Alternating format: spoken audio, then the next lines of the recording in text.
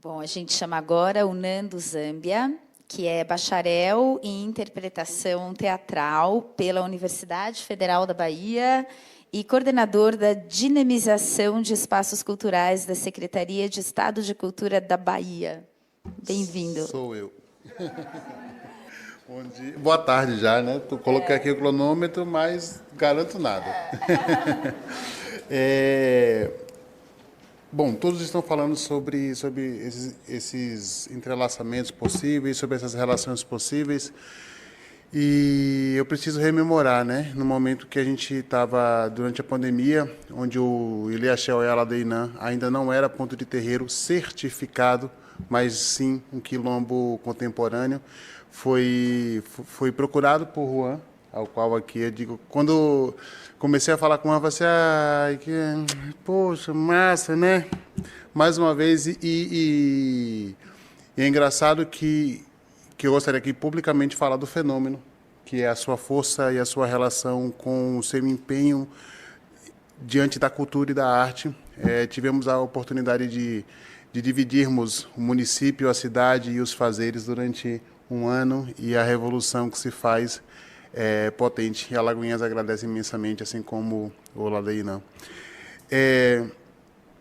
Tem uma frase no espetáculo Xiriobá que se fala Ibitienia Kossi, Kossi e Male. Sem humano não há divindades.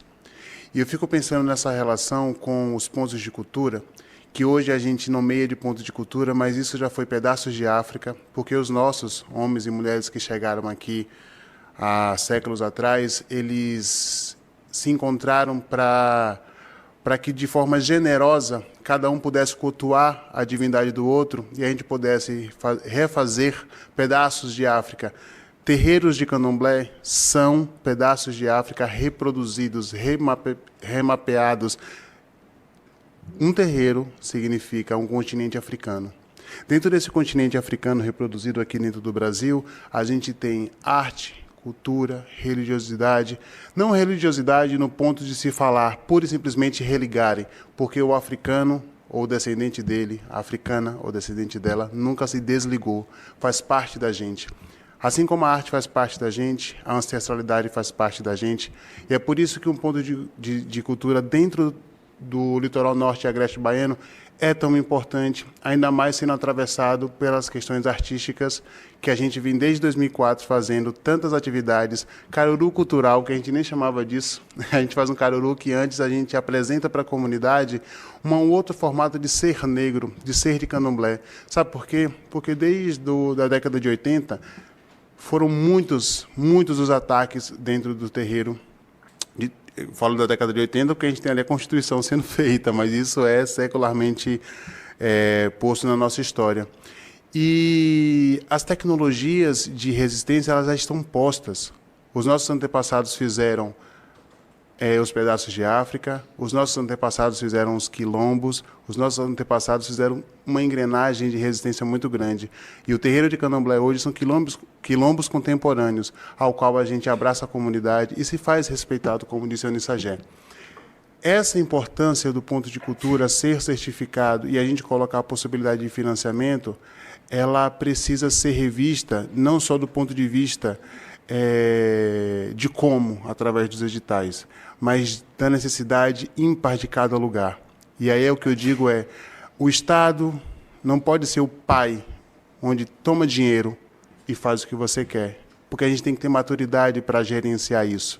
Então, se o ponto de cultura ele não é visto pura e simplesmente como um lugar fazedor de arte e cultura, e sim um lugar de ver a vida, de como você vê a vida, é uma filosofia. Então, a gente precisa de que isso seja contínuo.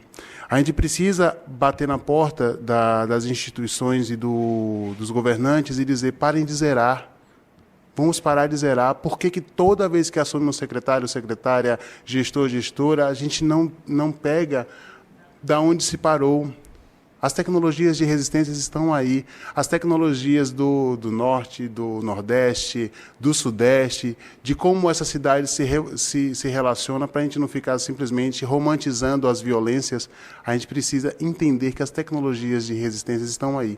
E é por isso que hoje o Oiá Ladeinã, que é representado por Anissagé, por Nando Zambia, e que tem uma relação direta com a sua matriarca, que só fez até a 4ª série, e tem 3 filhos dentro da universidade pública, ela já vem fazendo as tecnologias de resistência em cada olhar, em cada dia a dia, em cada conselho, ao qual também tem meu pai que está ali, e que aqui dentro dessa cidade, moedora de gente, principalmente do Nordeste, construiu e constrói para muitos. Então, é isso. Dentro dessa fala emocionada, eu sentado ali pensei em milhares de coisas para fazer, para falar, tecnicamente para dizer, mas eu não posso deixar de dizer que a arte nos atravessa e nos afeta. E é diante da arte nos atravessando, nos afetando, que a gente conseguiu passar pela pandemia, que a gente conseguiu ter força para se encontrar em 200 milhares de encontros, webinários e tal. Se não fosse a força da arte dando sentimento, dando sobrevivência.